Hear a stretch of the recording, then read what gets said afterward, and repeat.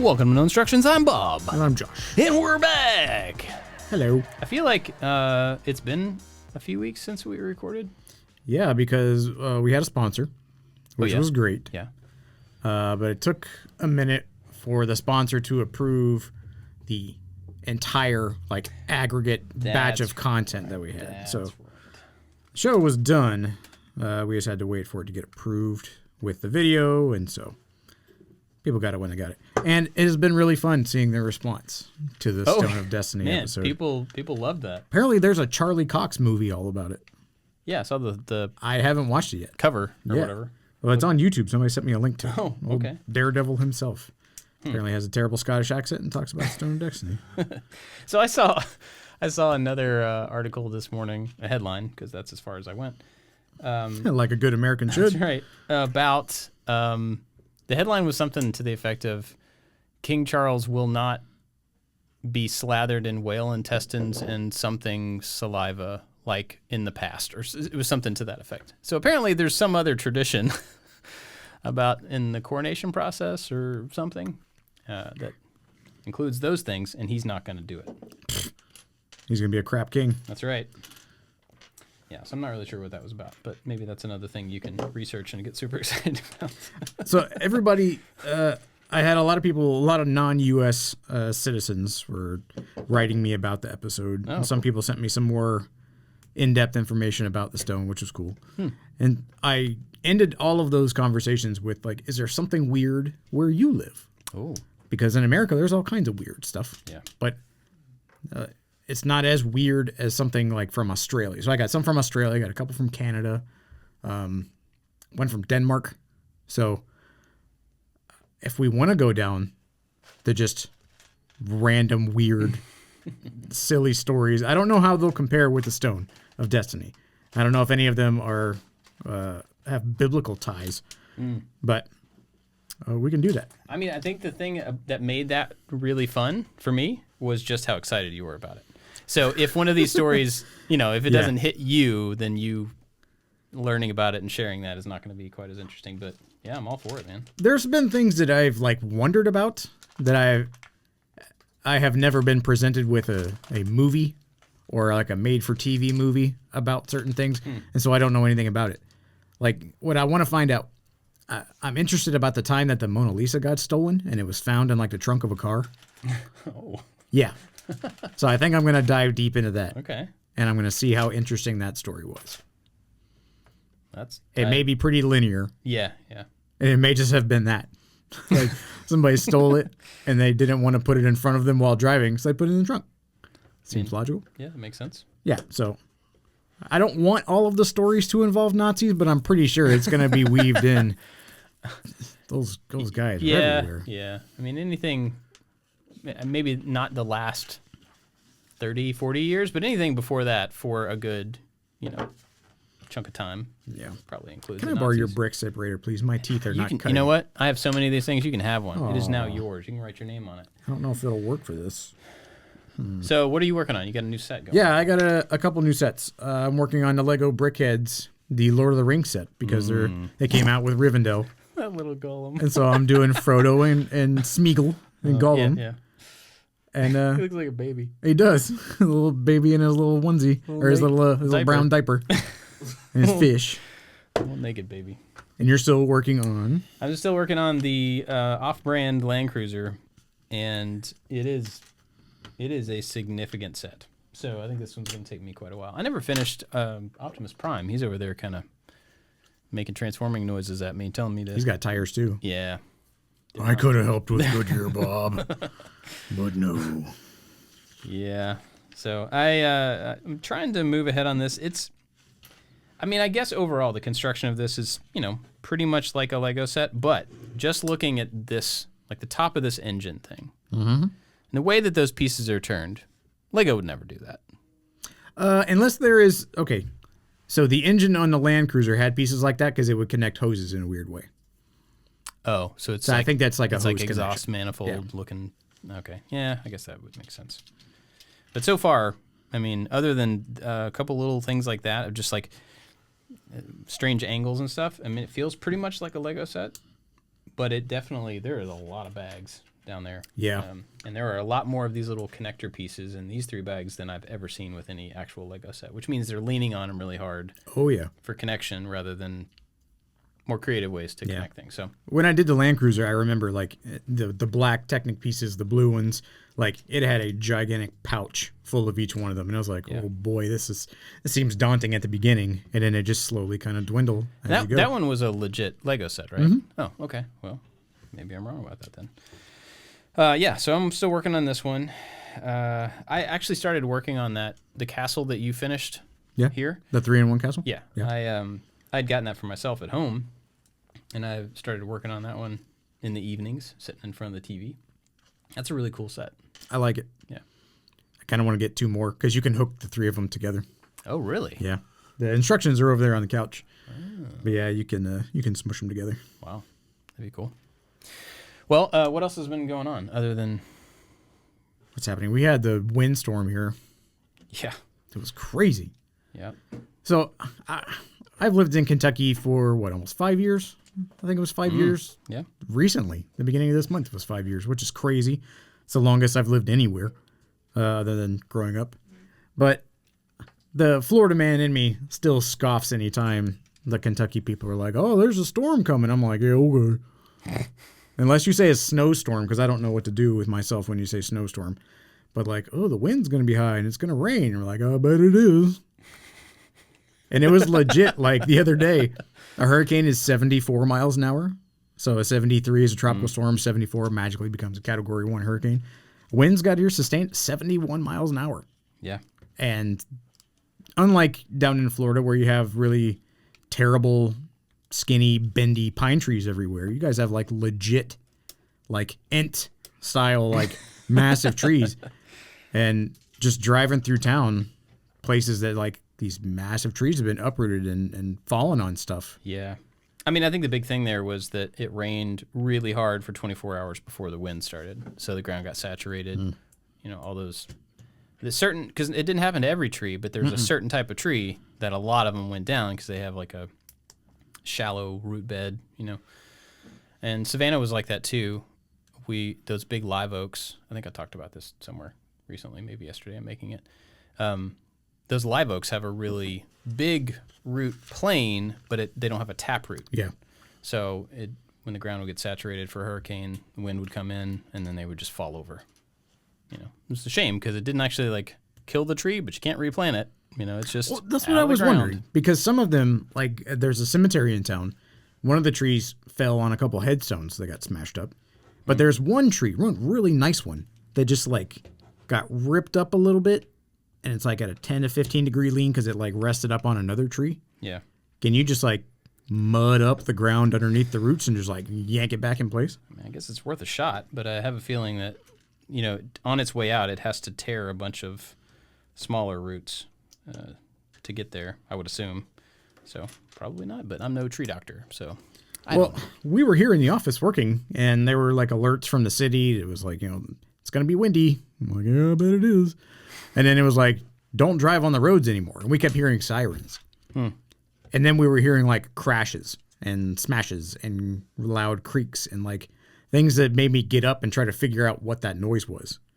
And there's a couple buildings next to us have a metal roof, and their metal roof got completely ripped up. And there's some big like box thing that's attached to the power lines out back fell and was dangling in the parking lot. Yeah. Still is. Yeah, is that still there? Still is, yeah. Okay. And I was like, okay, like maybe I should just go home. Yeah. Because it says don't drive right now. That means in a little while you should probably really not drive. That's a lot. Yeah. That logic flies. That's Florida man logic. Don't judge. So on my way home, there's, you know, people on the road, and there's a road that I take to my house, and there's, you know, a residential neighborhood on the right, and there's farms on the left. And a couple cars ahead of me, I would say 6 or 7 cars ahead of me, I see the tree fall and just boom, and just fall over the road. And I see everybody slam on their brakes, and I was like, whoa, that was crazy. And everybody puts on their hazards, and then a bunch of people back up and then just like leave. I'm like, well, maybe I can drive around it, because it's like farmy kind of area. It had a little fence, and I was like, maybe I can just like ramp up, because I still have my Jeep mentality. I can jump the tree. Yeah, right? This is a Subaru Outback. That's right. I'm going to go on the side of the Outback. And I pull up, and this dude's Ford Ranger got smashed by this tree. It landed on the hood and smashed up the windshield, and he was out walking around, and everybody just kind of drove off. And I pulled him like, hey, man, like, are you okay? He's like, yeah, stupid tree. And I was like, this is crazy. And he was like, I'm going to see if I can just, like, punch it. And so he gets in the truck, and the tires, you can see the tires are like smushed in the front. Yeah. But the engine's still running. And you can see the bed of the truck just like trying to jerk out from underneath this big tree.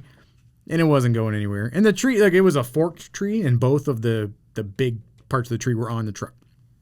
Oh. But each one of the trunks was maybe like 8 or 10 inches in diameter. I'm like, maybe we can just try to lift it up enough to like slide down.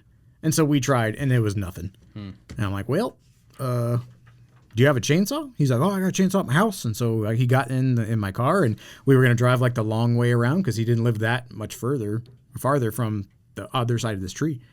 And as soon as we got in, this guy from the farm came up with his tractor and was like, I'll pick that thing up, but I'm not going to be liable for any damage. And if somebody gets hurt, it's not my fault. And the guy was like, I don't care. Just get the stupid tree off my truck. And he just like, whoop, just lifted it up real quick and moved it off and just plopped it in the grass from whence it came, and guy just drove off and went home. And his smashed up windshield, like I imagine that he was hanging out of the side like Ace Ventura trying to drive home in this windstorm in his gold Ford Ranger. Wow. I was like, man, that was crazy. And then I turned on the other road to get to my house. There was a tree across the road there, and I was like, okay, maybe there is something to this storm. And then a chunk of the roof here got ripped up. So it's been pretty crazy. Yeah. Like my Florida man tits its cap to you Kentuckians up here.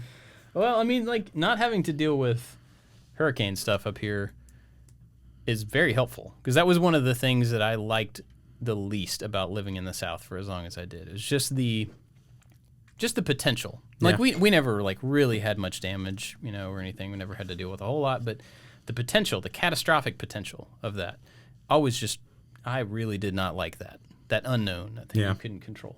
And so coming up here was part of it, was being able to get away from that. But at the same time, from growing up here, tornadoes, which to hurricane people don't seem like a huge deal. False. Tornadoes are terrifying. Yeah. There's as much, if not more, opportunity for them to happen here than a hurricane to happen in the South. It's just... I hear way more sirens that tell me to seek shelter in Kentucky than I ever did in Florida. Yeah. Like Jim Cantori tells me to get away from my house in Florida because the Weather Channel is coming and there's probably going to be something terrible happening. Not just like, oh, it's Thursday, and then the sirens go off and you had to like retreat. We had some friends of ours from church. Their house got demolished by a tornado. Oh, that's right. Yeah. And it was crazy. We went out to go help them like pick up their belongings off this this cornfield that was next to their house. And it was like, oh, here's a tube of his racquetballs from his garage, and like here's a chunk of his miter saw that like flew off and broke. Whoa. And there was a 2x10, and I went to go pick it out of the mud in this cornfield, and it was buried into the cornfield like at least 2.5 feet. We took pictures of it. It was crazy. Yeah. But like they were just hanging out. And they heard the tornado siren after they came up out of their basement from the tornado smashing their house. Oh. And so I asked them, I was like, did you hear the siren? They were like, no, we were the siren. Oh, yeah. Yeah. I mean, there's got to be one scene to set that off, I guess. Yep. So, wow, crazy. But Anthony, did you get power back to your house? Yes. After 5 days, I got power back. Whew. Longer than the power had ever been out in Florida from a hurricane for me. Oh. Yeah. Wow. And it was just me and my next door neighbor were the only ones without power on my street. You made the power company real mad. Yeah, the power company had to drive into my backyard and change out the fuse on the transformer. But when that transformer blew, dang, it was I've never been that close to one that explodes. It sounded like a cannon in my backyard. Yeah. And the lights went out. I'm like, oh, great. I knew exactly what happened. I'm like, it's going to be a few days. In Savannah, there was the transformer for our area was our next door neighbor. It was on the other side of their house, and then there was an empty lot next to them, or like a pass-through kind of thing. And so it was like a house away from us. And it blew up in the probably 9 years that we lived in that house. It blew up probably 4 or 5 times. It would shake the entire house. Oh, yeah. And I can't imagine the people that live right next to it. It probably actually like damaged their house. It was crazy. Yeah. It's a scary sound. Yeah, we had one blow up right beside our house in Florida, and a chunk of it flew through my parents' window. Oh my gosh. Yeah. Whoa. And I remember I was laying in bed. I think I was reading a book, and it exploded, and it like scared me so much that I like jumped and fell out of bed and just like ran because I didn't know what was happening. Oh, it was so loud. And we were like, okay, I don't know what that was. My dad was like, oh, the transformer blew up. And then he went in his room and he was all mad because like a chunk of it had like buckshotted through the window in his bedroom. Did I ever tell you about the little lightning storm that would happen behind our house in Savannah? No. So, have I told you about this? So, our street backed up to another street, and our backyards, I mean, this is really common, but in that area, there was always a lane in between two backyards. Okay, so the lane was just a little, you'd put your trash can back there, the trash can would pull down the lane, empty all the cans, whatever. It was like a city property gravel road in between the back doors of these. But like big enough for a car? Yeah. Okay. Yeah, like a trash truck would usually pull through. And ours, for some reason, that area, that one street did not have this lane. So our fence was the back of the other people's fence. But there was still a utility easement back there. And so the utilities would run down right above our fence for both streets. So it was feeding electricity to both from the back of the house. And because there was no lane there, the city had a really hard time trimming all of the trees. Super wooded area, lots of really big trees, lots of growth down there. And they had trouble cleaning off the growth that was running along these power lines. These power lines are like, 10 feet above the fence. It's not like they're way up there. They're just right there. And so throughout the summer, all of the stuff would grow. All of the trees would grow. They would cross the power lines, and it was just like you could barely even see that the power lines were there. All the kudzu like climbing up. Yeah, all the little ivy and everything is crossing all of these lines that are running back and forth. So occasionally we would get a storm come through, and actually one time it happened without a storm, so I'm not sure what was up there. But something somewhere would cross this line and arc between the wires, and it would lightning run up and down our street, jumping from these wires. Like so the Jacob's Ladder thing? Yes. Yeah. It was terrifying, though, because it's like, and it's right there. It's not, like we had a pool, and then there was this thing. Oh, it was not a big yard. So you'd stand in our back window, and lightning is just running up and down the fence. It was awesome. But the kids were always like, let's go outside. I'm like, no way. And so they would have to come out. And then, the city would be like, that's dangerous. We have to cut everything down. And they would just mutilate all of the trees and all of the plants along this back thing. But in the South, everything grows back overnight. Yep. So not a big deal. But it was cool and scary. I don't know how we got to that. It was stormy. Oh, it was stormy. It was a dark and stormy night. It was.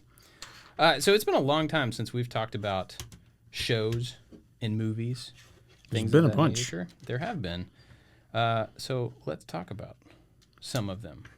What have you seen lately that we haven't talked about? Let's do movies. Okay. Since we both have seen it. Anthony, have you seen the movie that we're going to talk about? I don't know what movie We're going to talk about Ant-Man. Oh, yeah. And the mighty world of madness, the sea monkeys in a lava lamp. What was it called? Oh, it's Quantu-MEH-nia. Yeah. Multimedia. Multimedia. What were your thoughts on that movie, Bob? Oh, man. Yep. Man. Oh, man. What did I just watch? Or rather, what did I just fall asleep to? Because... Did you fall asleep? Absolutely I did. It was bad.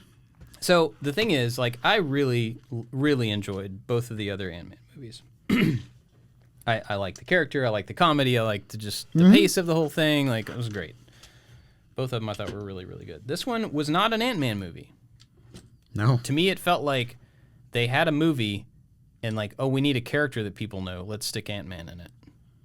And then they didn't consult anybody who wrote or anything on the other movies. I don't know if that's true or not, but it felt like they were like, I don't know what he's supposed to sound like or what kind of jokes he makes or anything. So we'll just make something up and then just put his face on it, and it'll be an Ant-Man movie. An Ant-Man movie who had not seen any other Ant-Man movies. Exactly. Yeah. And man, I was just... So we got this whole other world. Okay, so where's the other world? Oh, it's really tiny. Okay. Don't you guys have a tiny guy? Yeah. Yeah, I should don't remember his stick those name. I two think his together. name is Tiny Guy, but I mean, sure. That sounds great. We'll do that. Yeah. And there's people that live there, and the whole, like, the plot of the movie was weak for me. That his daughter created this way to communicate with the quantum realm, and then they get sucked into it somehow. I didn't get that. Yeah. Nothing had any stakes. I remember, like, when I woke up at the end when, like, the big fight was happening, like, and they're setting up Kang. Yeah. It's like a big deal. Yeah. And the Kang that was presented in Loki, I was like, okay, this guy is like a nice guy, but he's the terrible nice guy. This is a complex villain because you gotta try to follow up Thanos somehow. Yeah. I was like, I kind of dig where this is going. And I'm like, oh boy, we're going to see Kang. No, he just, the ants got him. At the end. You think he'll be back, though? Did the end or the mid-credit roll, the mid-rolls scenes? Oh, spoiler alert, by the way. Yeah, we're spoiling this movie. It's okay. Don't go watch it. Yeah, you're not going to miss anything. We're going to have a whole arena full of Kangs, and it's like all the different flavors of Kang, and it seemed silly. It didn't seem menacing. It didn't have gravity. It just seemed silly. Well, yeah, and the thing is, like, the thing that I think made it not have any stakes at that point is that they were like, it seemed to me that we have all these hundreds or thousands of alternate Kangs that are all in this one place, and they're not killing each other, which means they get along well enough to, like, manage their versions of their universes at the same time or something. I guess. So what's menacing about that? These guys all get along. They're mad because they didn't kill the one version. Someone else killed the one version of him. It was their business to kill the whatever. But even in, like, the final fight where there's the portal thing and they all jump through the portal thing and it's like the Indiana Jones, like the thing is closing. You got to get through it so fast. And then Hope jumps back through to help him. And I'm like, oh, no, now they're trapped. No, they're not. No, they're not. They just push a button back. and open it back up. It's fine. Like, there are no stakes, and that bugs me. So apparently, I did read something saying that the original ending was that they would get stuck. So she would come back through, and then they would get stuck there. But they felt like it was too similar to the ending of the second one, I guess, when he got stuck in the quantum realm during the blip. Sure. Is that the right one? Yeah. Yeah. So they thought it was too similar, so they just, like, made him come back. Like, come on. I think you guys could have thought for another 5 minutes and figured out another way to make it a better ending or something. I don't know. And then Bill Murray showed up. Like, that was weird. Yeah. It was very strange. And I know there are people who are, like, over Marvel, and I mean, I have friends who are like, just, it's been garbage for the last whatever, and, like, you know, it's gone downhill and I don't care about any of it anymore. And I always try to, like, push back and be like, well, yeah, but every movie has potential to have its good stuff, to be its own unique thing and everything. And honestly, watching this one, I was kind of like, well, I think watching this one after watching the last Thor movie, those are the two things that, like, stuck out of my mind. Like, wow, I think people are right.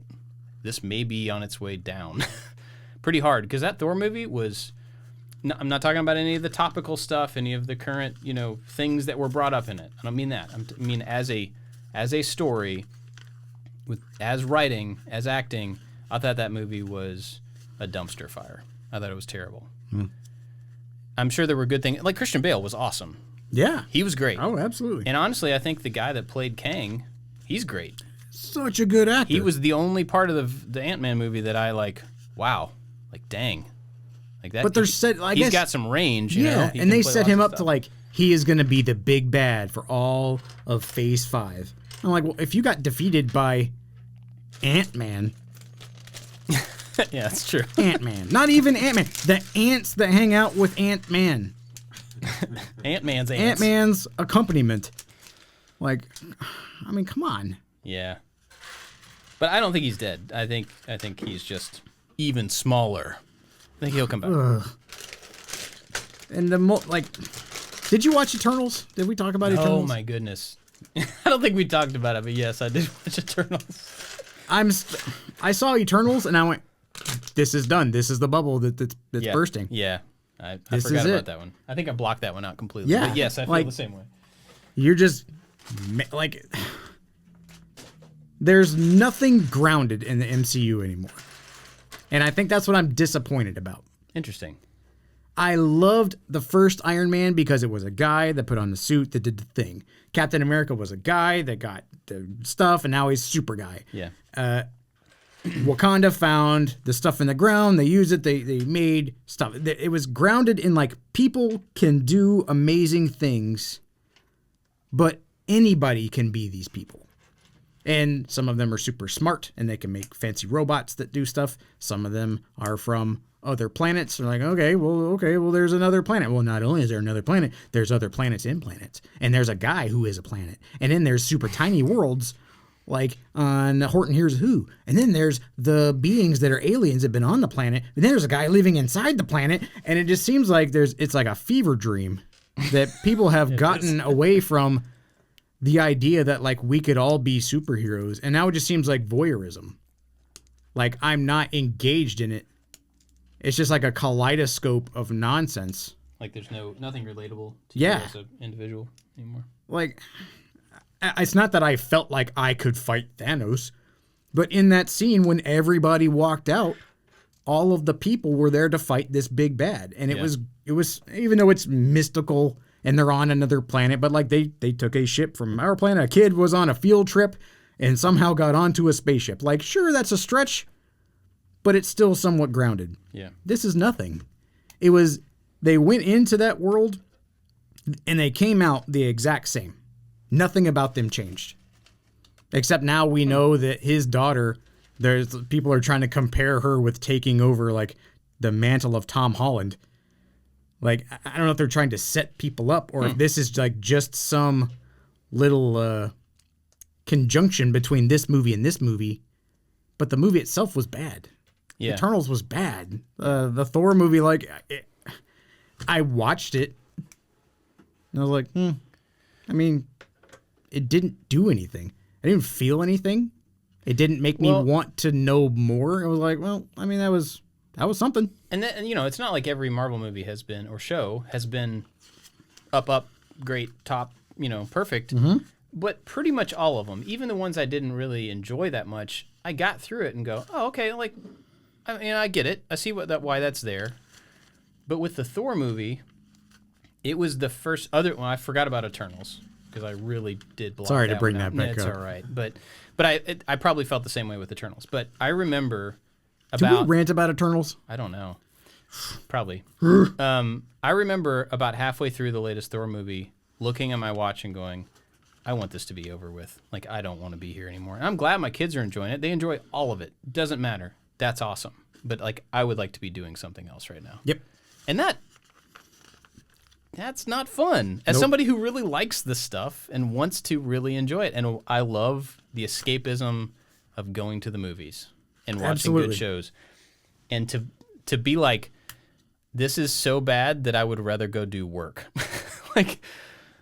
That's just a bummer. And I know, this is going to happen. I don't want to complain about other people's work and stuff, but it was a sad moment where I'm like, yeah, I think it's losing some of its thing, whatever that thing is. I think that they're still relying on the fact that people were going to see all of them. They're going to see the 10 years of our movies to get to that final crescendo. Yeah. And now they're like, well, we have to keep building these blocks to get to the final thing. And without any real evidence or any real strength in that crescendo, I don't think people care so much about the blocks anymore. Yeah. The blocks were the things that made the crescendo worth watching, and it made it so captivating. I was thinking back the other day of not Falcon and Winter Soldier. That show sucked. Captain America and Winter Soldier. That was a good movie. Oh, yeah. Good movie. And it set up another good movie that was followed up by another good movie that just all came to an amazing end. The blocks themselves were worthy to stand on their own, Not that they were required reading to get you to the thing that they actually care about down the way. Yeah. And I don't like that I go to these movies just to see the mid-roll credits about what they're going to tease next. It's and like then you're doing it, you're seeing it because you have to. I feel like I'm obligated to see it because I don't want to get to the thing that is cool and have no idea what they're talking about. Or I want to give it the benefit of the doubt. Yeah. Like I thought that Ant-Man was just like a fun-filled romp of a superhero movie. He's like, oh, he's a charming ex-con with his quippy buddies. There were no quippy buddies. Yeah. And that was disappointing. Yeah. Because Michael Pena, I think is his name. Yeah. He's one of the best parts of this movie. Great. Fantastic. He's a great actor. Yeah. And there was not great actors. The lady who played Hope, seemed like she didn't care. And I thought just the story itself was weak by itself. Michelle Pfeiffer comes out of the quantum realm, doesn't tell anybody about what's going on down there. They're doing experiments on stuff. She's part of those experiments. And then she's like, oh, this thing is a bad idea. Don't do that. Whoa! We're in the land of the lost now. It really was land. Wonder how we're going to get back. Yeah. Who are these weirdos? Yeah. It was disappointing. All right, so let's move on from that because that's just a down. There's a stinker. Stinker. Okay, what about TV? We need a rating scale for this type of thing. Something really weird, though. Something funny and strange. TV. Let's see. I mean, I gave Ant-Man 2 donkeys down. I assume you watched the second episode of Mandalorian last night.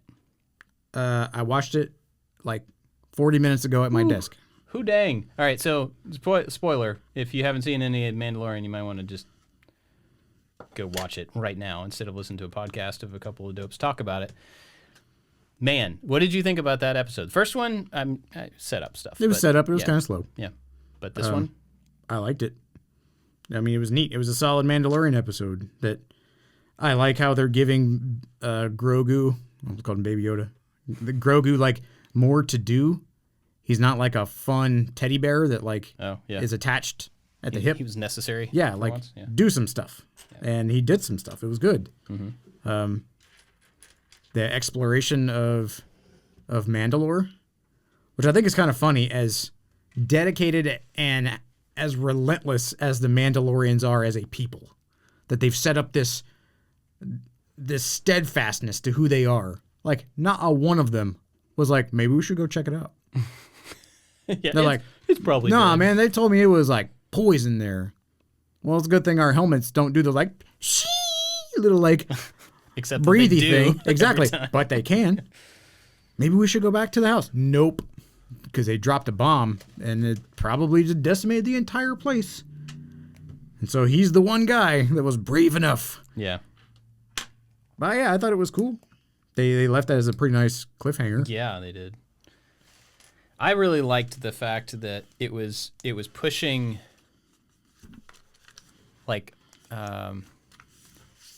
Bo-Katan was pushing him away from the fundamentalism idea. Was sure, I'll go along with your dumb thing. Yeah. Sure, let's go along with it. And she's just above it all, knows better, whatever. And she deconstructed. Well, I thought it was interesting that there was a pushback on her. And obviously, I think that it's one of those things where they're going to find a middle ground that's not so either. But yeah, I thought it was cool to see her be so sure of herself, and then to be all of a sudden see that eyeball underneath the water and just oh wait, maybe everything I know I don't actually know. I thought it was cool, Yeah. It was a neat little. I still think it's funny that every time you see Bo-Katan in this season, she's just lounging unnecessarily in an empty throne room, not on her phone, not doing anything, just stewing. Yeah. And then her little medical drawer's we got people coming. She's ugh. Yeah. I'm so busy. Is that what she does all day? She's just lounging in this spot on this very uncomfortable chair. Yeah, it looks really uncomfortable. And she's not ergonomic, sitting in it the wrong way with her legs off to the side. She's got scoliosis so bad. She got up from that thing. She's oh boy, I wonder who it is. Her legs are asleep. So I saw a picture of that today in another article, that photo of her sitting in the thing. And I thought, Something I just realized is that these people wear the exact same clothes every single day. Oh, yeah, she's in armor. She's just like hanging out in her own house in armor just in case. Ready to go. Hair's done. She got a little communicator headband dealie on. And she's mad when people show up, but she's prepared for people to show up. Exactly. And as she was in the caves, she took her helmet off and like her little headband thing was lighting up. And I'm thinking, does she have to like charge her headband every night when she goes to bed? It's got to have like, it's got lights on it. But it's got apps. And you're like, tell her about her sleep patterns and stuff. That's true. Maybe she wears it all the time. You need to calm down before bed. She looks different, too. Something, and maybe it's just like an actor, you know, people get older, they change their shape and weight and stuff like that. I have no idea. Well, she's been lounging for quite some time. That's true. Maybe it's just the sitting around. But even like my kids were like, she looks different this season. And I'm like, yeah, I don't really know what it is. Her hair's a different red or I don't know. Disgruntled. I thought the episode was really cool. And it took us a few minutes to realize what happened when he like sunk into the water. What do you think happened when he went underwater? Unless something grabbed him. That's what I thought too. Yeah. But I don't think that's actually what happened. He just slipped? I think because that was quite the drop off. Well, I think he thought he was walking down steps. I mean, he was, but I think he thought that the steps kept going. And then he didn't have his jet. Quite dense. Yeah, he didn't have his jetpack on. So when he just missed a step and fell, his armor was so strong or so heavy that it just took him down. Because if that thing had pulled him down, it would have like eaten him or something. Yeah. It wouldn't have dropped him on the bottom and then like tucked up in a little corner and like, you know what I mean? Yeah. So we tried to talk about that a little bit afterwards to see. I think that's where we landed. He just thought there was a step there and there wasn't a step, which is actually kind of funny too. He whoopsied. So when I worked at the pool, it was a 4 foot to an immediate 90-degree drop off to a 12 foot. In the pool, yeah, because we would like stand up and talk to people, and then the simulator thing went down in the 12-foot part. Oh, I see. And it was really funny when we were talking to people, and they would just start talking to us, and they had their back to the deep end, like some of the students, and we would just like slowly inch forward while we're having a conversation, and then out of like just like irritation, they would take like a little step back, like, whoa, this person's in my bubble, and you like take another half a little step forward. And another one, and another one. They was like, whoa! And they would go off the ledge. That's awesome. So I didn't think about him going off the ledge until just now. Like, because, I saw that happen every day. It was really funny. Yeah. I think he was like, come on back. And we had to grab him and yank him back up. I think he was all focused and saying his little whatevers. And, yeah. So I saw another interesting article today. He'd been washed clean of his transgressions. That's right. It was about R5D4 and about how this episode could have potentially changed Star Wars canon. Ooh. And so this article talked about there was some extended universe stuff, and then there was also a book called From a Certain Point of View. There's been a couple of them. There's one about stories from A New Hope and a different point of view of those stories. There's one about Empire. And I don't think they've done Return of the Jedi yet, but anyway. So it's all of these little moments. These books are the moments told from somebody else's point of view, which changes the story just a little bit. It's kind of an interesting thing. So there's one of these about R5D4.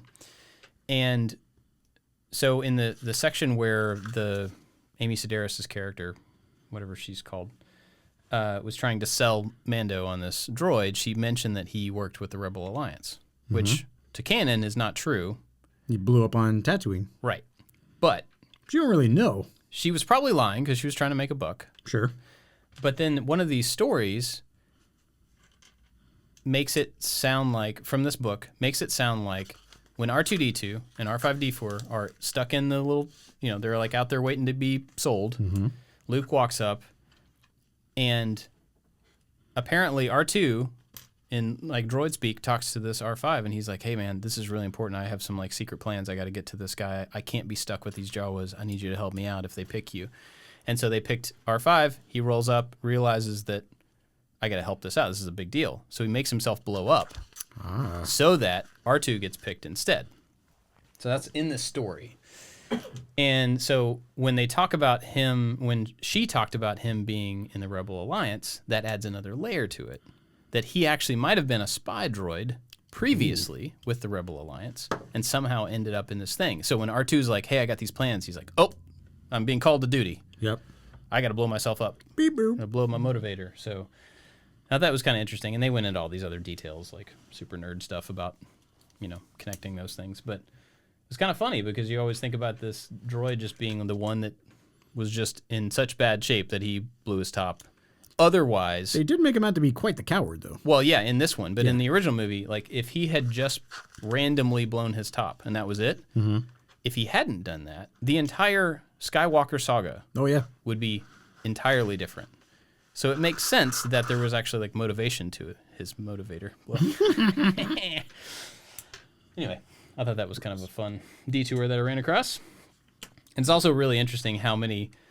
As soon as a new episode of one of these shows comes out, how many articles pop up that are like way deeper dives than any of us should make on any of these things. There was another one today that was all about like, why does Mando care so much about this creed? And, he feels obligated because they took him in, and so he wants to keep his part of the deal.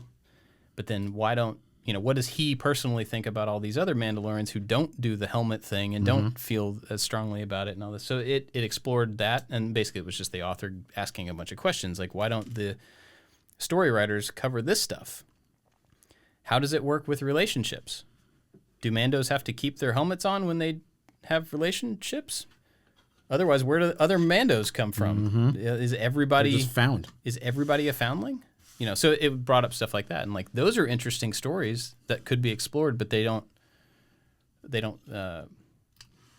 would divert from like the big story, right? And these story writers only have so much time to get from like connection point to connection point at the big level rather than just the personal level, and so. But like this would have been the time to do that, sure, because he was asked, like, he was confronted with that decision, especially with somebody who is such a prominent figure in the Mandalorian culture that.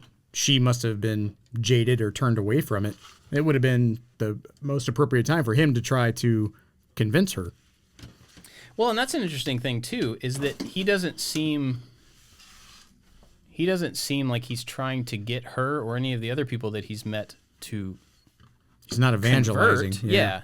He's just trying to do what he was always told he was supposed to do, which makes me think it might be more of a guilt thing. Than a true belief or something. I don't know. I did notice that like he didn't put Grogu in the water. Because you'd think like in the first episode they took the young kid and put him in the water and put the helmet on him. It was like, you can't take your helmet off now. Well, but Grogu would have to take the creed. The kid was taking the creed. He can't talk. Well, yeah, that's a problem. That'd be difficult. But it's also like it's a baptism of sort, right? So like if a kid, a Grogu or anybody else couldn't like verbally claim what they're doing, that conversion, then it's not sprinkling, it's like a personal conversion kind of thing, I guess. I think he took the steps by leaving the Jedi way to come back to the Mandalorians, but not officially like declaring, pledging. Yeah. So anyway, it's interesting. And it was an interesting read in that article that was mostly complaining, but it was an interesting set of things to bring up. It's like these are other, like if this were a real situation and there was a person in that helmet that actually cared about this stuff, there would be a bunch of other implications that they would have to figure out in their life. How do you deal with the people that you love? Can you love people? How do you love somebody? They kind of did that in the first season with the lady in the marsh area. And so I wonder if that's going to come back around. Maybe they haven't indicated that will in any way, but maybe they're celibate. Maybe that's not part of the creed, though. No, but it's kind of like... It's like a practice. It's legalism. Yeah. I don't know. Interesting stuff. So, speaking of Pedro Pascal, have you watched The Last of Us? I have not. The show is all the rage. Yeah. And I only get to watch it because people pirate it for me. Yeah, I don't want to pay for another service. Nope. So... And it's also... I know it's not a zombie show per se, but it is a zombie show. That stuff just is not interesting to me. Like the apocalyptic type... Yeah. I don't know. It's like Star Wars, but on one planet. Yeah. It's dystopia. What I like the most about this show is it sets up the world. It sets up in like the early 2000s, 2001. George Bush is still president because there was a picture of him on the wall. That in contradiction to all the other zombie-esque type stuff, because I think zombie stuff is stupid. I don't get it. I don't get the rules of how to kill a zombie. I don't get the rules of how you become a zombie. This thing kind of narrows that focus. is that it's a fungus. It's not a virus. It's not a sickness necessarily.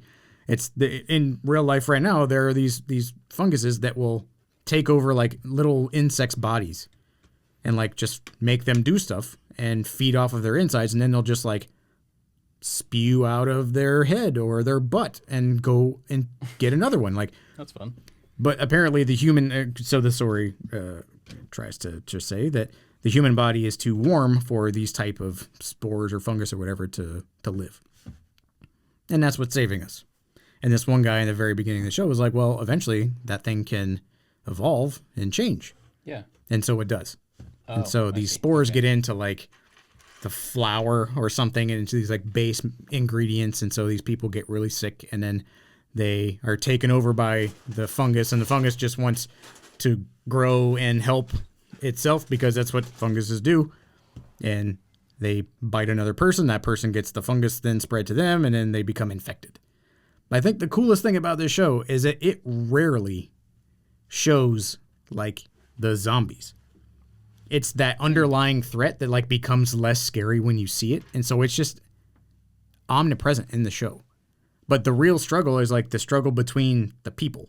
Like what happens to non-infected people when the entire world just like goes to crap. And so it's very Star Warsian that they're going from town to town, and each one of those little towns that has raiders. It has people that are trying to do good.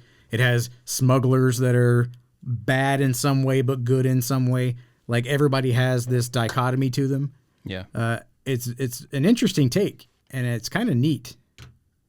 And like, so Pedro Pascal is the main character, you say, and then he's got to take this girl who got bit but like didn't become infected. And so she's the one person. They're like, oh, how did you do that? And they got to get her to this scientific resistance place because the government has turned into this like kind of Gestapo, like they control everything and they want to put down the uprising. Nobody's free. They live in these little walled off communities. And so there's a resistance to that because they want to be free. And it's dystopia because everybody has lost hope. And she is like this one element of hope, but nobody knows anything about her. They don't know. They just think she's a regular person. And so it's a really captivating show. I didn't care about it because it was zombies, just like that. I think zombies are stupid. But the zombies are like the least of it. And I think that's really interesting. I heard you guys talking about, or Jimmy was talking about it on Making It, the episode that, his name's not Ron Swanson. I don't know. Nick Offerman. Nick Offerman had. It was a really good episode. That's what I've heard. Where he was like a prepper, and this guy like gets caught in one of his traps outside because he like hides when the government comes to like take all the people away and put them in the little walled off camp things for their safety, air quotes. He hides and stays in his house and his community, and so he goes and like raids Home Depot and a bunch of other places and has all the booze and all the guns and all the stuff and builds fences and builds traps and just hauls himself up in his little community, and he's doing good. And then a guy like gets caught in one of his little traps, and he ends up living with this guy, and they end up like becoming a couple and living together until like their ripe old age. And it's the personal connections in the show are really good, and it's been way more than a zombie movie. So if you have HBO and you are probably watching it, if you don't and you have somebody who's savvy enough to pirate it for you, give it a go. Which we don't condone. It's pretty good. I mean, you can do whatever you want to. You know. This isn't by no way an admission of guilt. This is all speculation. Sounds like it, but alleged. Sure. Allegedly. The alleged show. Yeah, I would like to at least check it out at some point, but we don't really get to watch a whole lot of stuff. Like, we're pretty picky about what we watch, and like getting a whole nother service just to watch another show that we might or might not like. It's like absolutely priority. We did recently rewatch Ted Lasso. Oh yeah, so did we, because the new season is out like next week. Yeah, we finished it the day that they announced the date for the new season, and I'm like, sweet, perfect timing. And we were talking about it at lunch today with my family. It is such a good show. It really is. It is ridiculously good.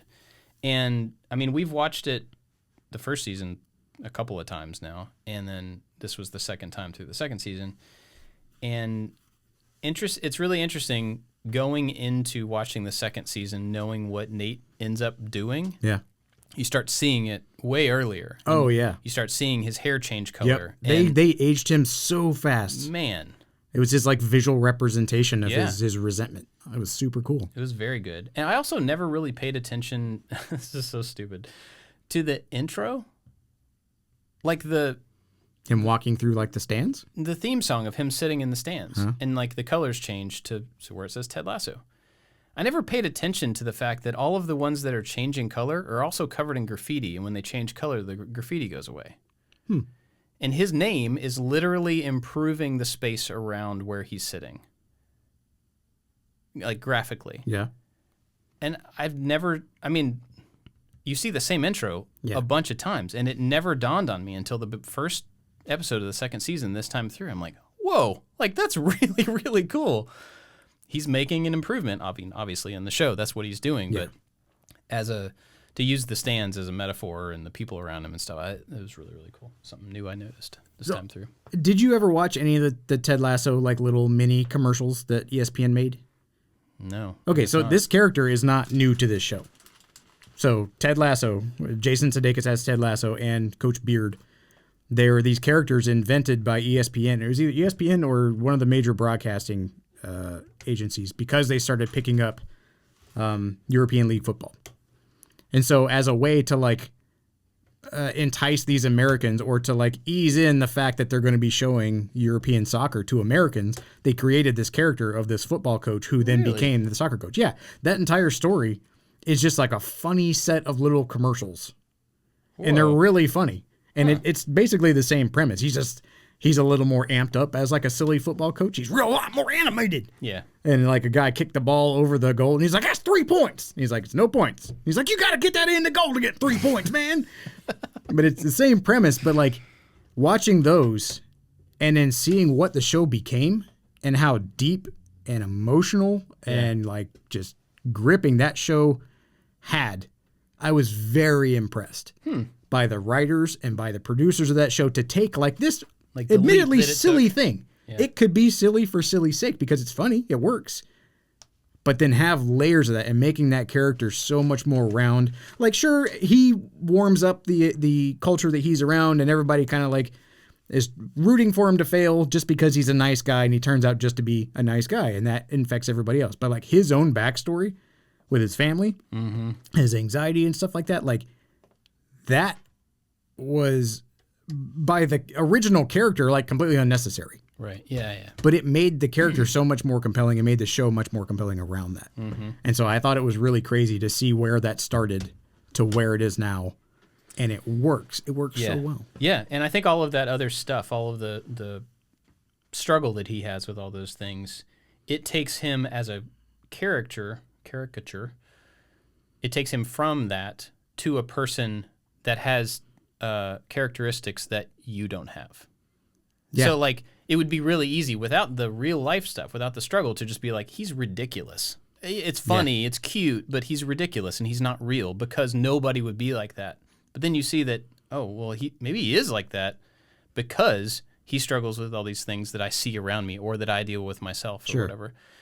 And that's really smart because if they hadn't done that, if they had stopped going deeper into that stuff in the second season, because the first, it was just like dipping the toe in the divorce thing, but the anxiety and the struggles there in the second season really made you feel like, oh, he is an actual person who's just different than me. Yeah. But he's also the same as me. You know what I mean? I think that was super smart on their part.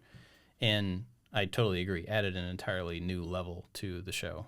I'll be interested to see in the third season how his coping swings, whether he will swing back as he learns how to cope with those things that he's dealt with, or if he'll stay in it and it'll just be two battles at once. Because now he's going to be battling the on-field thing with Nate, and he's going to be battling all of the emotional stuff and the post-divorce stuff and all of the personal stuff. I wonder if he's going to have to carry both of those at the same time. Oh, because that's a lot. Yeah. It's a whole lot for somebody who's positive all the time. Sure. So. And it's rumored this is going to be the last season. Yeah. Yeah. I'm sure it will be. I think it would be a mistake for them to drag it out. Sure. Too far. Now, in the sticking to Apple TV Plus and shows that make you feel things, have you watched Shrinking? No, it looks good. I've seen the show is great. Really? Great. So I'm a Jason Segel fan back from, he was in Slackers as like a teenager.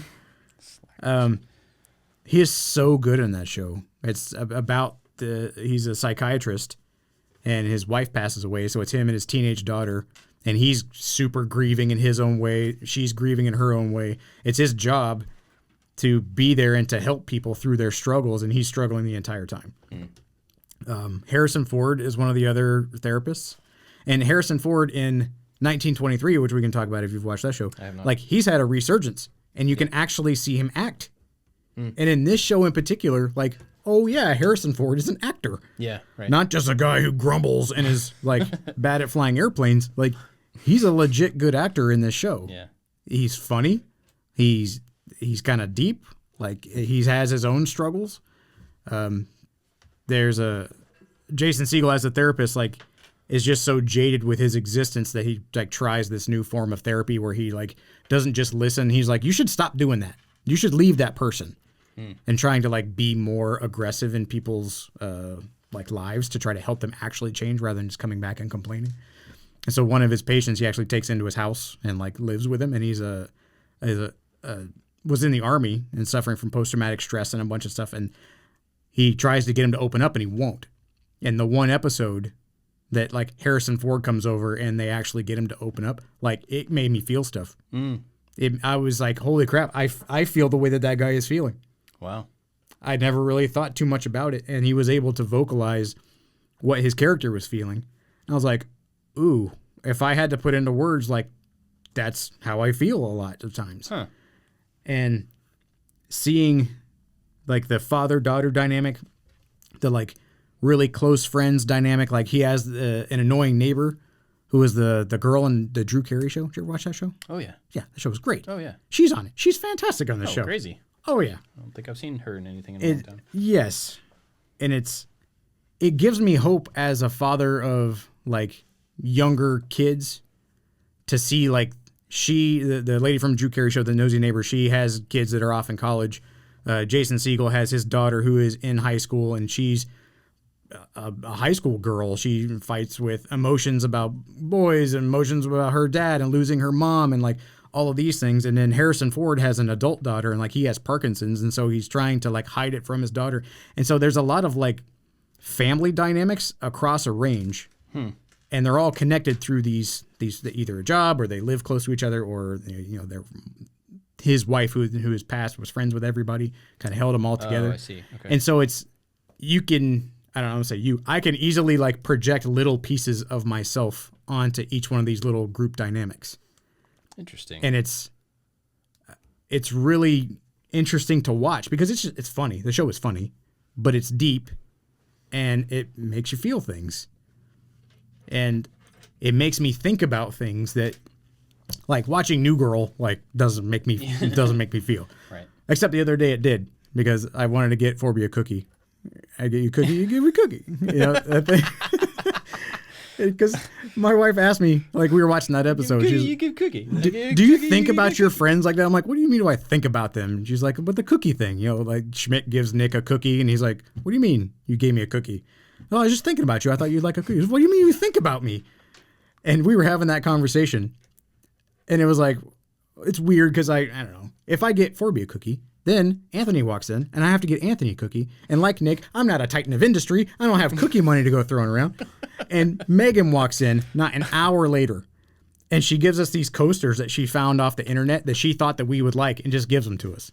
And I look at Forby, I'm like, she gave us a cookie. I'm like, dang it. But in like the show Shrinking, like it's really funny, but it makes me think things, and it makes me engaged in the show in ways that like I wasn't prepared for. Wow. Yeah. Okay. He's got a super cool Bronco. Someone who likes old like trucky kind of like.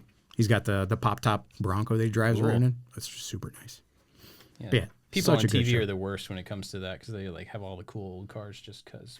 He made a joke about the car in particular. There was like a bunch of traffic and they had to get somewhere. So Jason Segel like pulls off onto the sidewalk in his really nice Bronco with the veteran character who eventually comes to live with him, and he's a black guy. And he's like, what are you doing? You can't just leave your car here. He's like, I'm a white guy in Pasadena. They'll probably take it home and drive it in my driveway for me. So it's That's funny. Yeah, it's a fun show.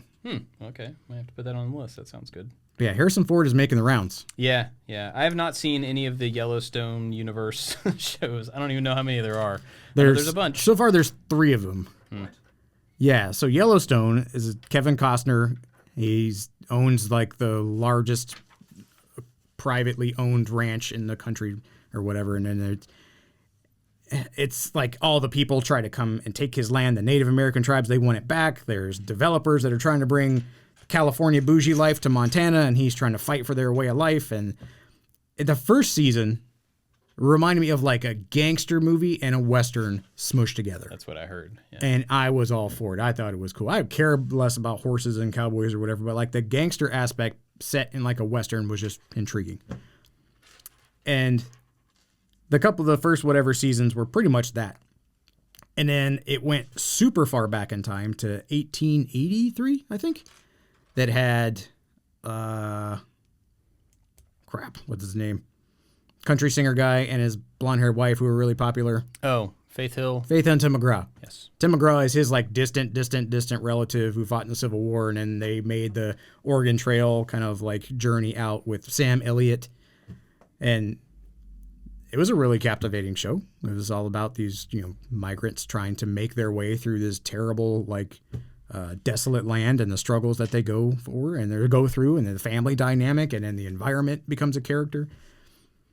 And then where they end up at the end of that show is what becomes the ranch in the Kevin Costner age. And so now this show is 1923. And so the characters in this show are like the descendants of Tim McGraw, and who will eventually be the parents or grandparents or whatever of Kevin Costner. Right. So they're just filling in the generational gaps. And so it's like the 1920s, but out in Montana, which still seems like the Wild West. But there's, his wife, who is it's not Judi Dench. What's her name? They played the Queen. Helen Mirren.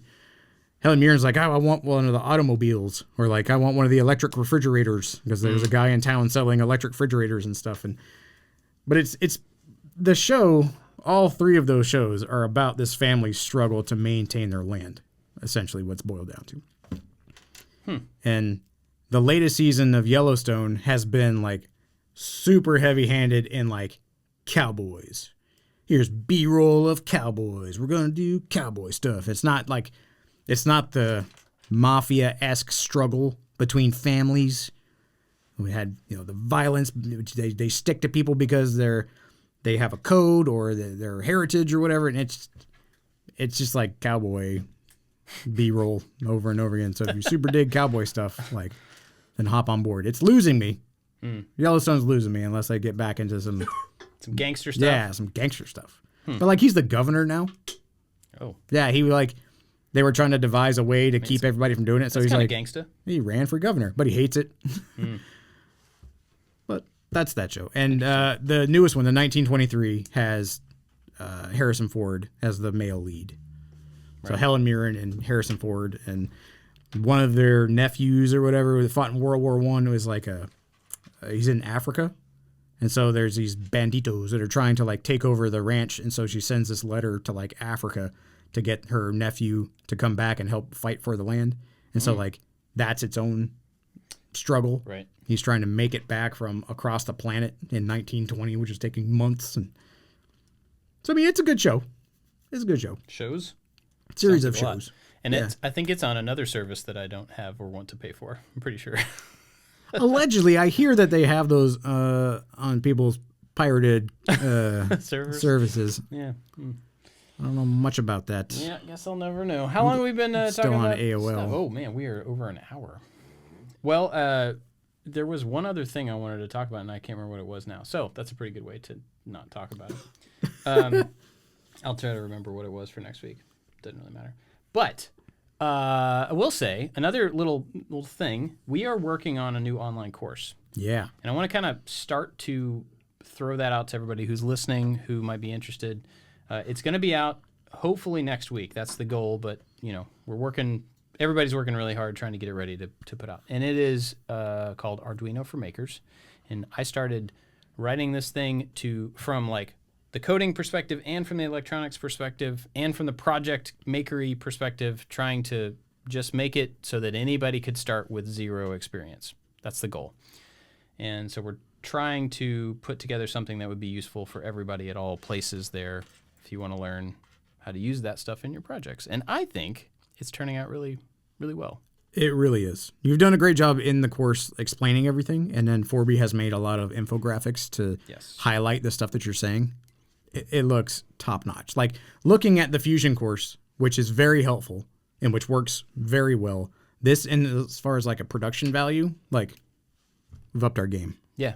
It's pretty great. Yeah, I'm very proud of it. So that'll be coming soon, and if you want to... Actually, people who are listening, I know a lot of people are part of the Maker Alliance. Knowing our track record, this is probably going to be out after the launch. Oh, well, okay. Here's the deal. Irregardlessly. We're going to have a discount for the course. If you're interested in taking it, just keep your eyes out. We're going to have a discount for the first 2 days that it goes out. But the Maker Alliance, people who support us and our Discord and all of the other stuff that they get and everything, they're awesome.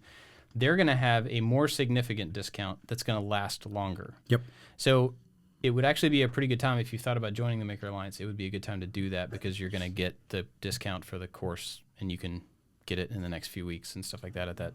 So it's a great deal. Whoa, there's a black screen. That didn't work. That didn't work at all. But, go to iliketomakestuff.com/join. You can check that out or keep an eye on social stuff. You'll see about the course. I'm just really excited about it. I'm glad that it's coming out. One thing about the Maker Alliance. Yes. The D&D campaign that we have ongoing every month.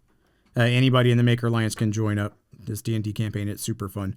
Has been going for over a year now. Really? Yeah, we hit 1 year. Wow. Yeah. That's nutso. Yeah. It's fun. Still fun. Yeah. It's funny because I don't get to do it, but I see the little recap on Discord where they retell the story, so and it sounds pretty nuts. It definitely seems like a lot of fun. So go check out Maker Alliance if you want to be a part of that. It's a really fantastic group of people, and the Discord is pretty great. Yeah. Otherwise, I guess that's it. Yeah, man. Yeah. Thanks for listening, everybody. We'll see you next time. Bye-bye.